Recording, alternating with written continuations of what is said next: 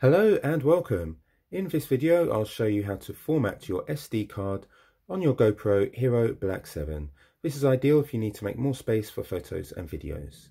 So what we need to do is swipe down from the top of the screen, then go to Preferences, scroll down this list, and at the bottom of the list you will see Reset.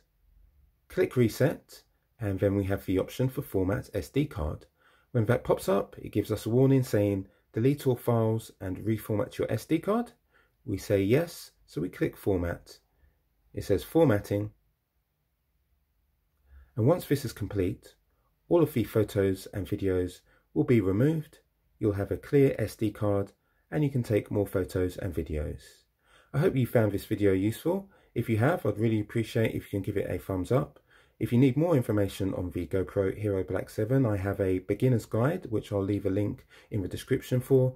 And please subscribe if you haven't already. I wish you all the luck with your camera. Thanks for choosing my video. Have a great day.